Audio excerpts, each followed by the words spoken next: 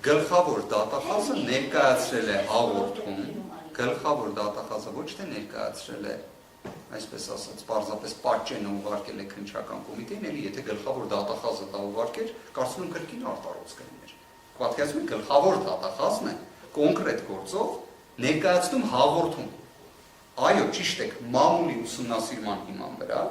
ներկայացրել է, բայց հաղորդում։ Այսինքն ինքը ուսումնասիրել է, ինքը հետևել է հարցազրույցին, ինքը հաղորդումը ներկայացրել է, որի այստեղ շատ հետաքրքիր հանգամանք կա, որը կարծում եմ հետագայում ուսումնասիրման առարկա կհանդիսանա, թե կոնկրետ ժամանակագրային դա հատկապես երբ է եղել, օրինակ Facebook-յան արդարադատության մեկնարկից առաջ թե հետո,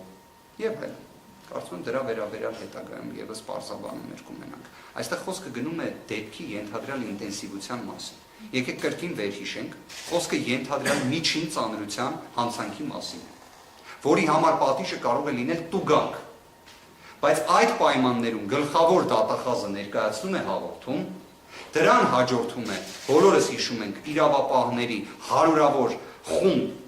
այսպես ասած, փորձում է ներխուժել Սամվել Կարապետյանի առանձնատուն, որից հետո Սամվել Կարապետյանը ձերբակալվում է, որից հետո ձերբակալումը վերացվում է, քանի որ սկզբից ձերբակալվել էր 72 ժամվա ռեժիմի պայմաններում, այնուհետև այդ ձերբակալման որոշումը վերացվում է եւ Սամվել Կարապետյանը փաստացի մոտ 1 ժամ ամբողջությամբ ազատության մեջ գտնվող անձ է եղել եւ կրկին ձերբակալվում է այժմ կալանքի միջնորդություն ներկայացնելու նպատակով։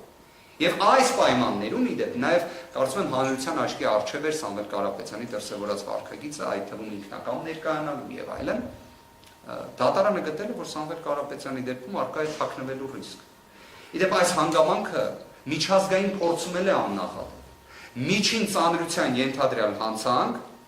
Forbes-ի ցուցակում գտնվող անձ,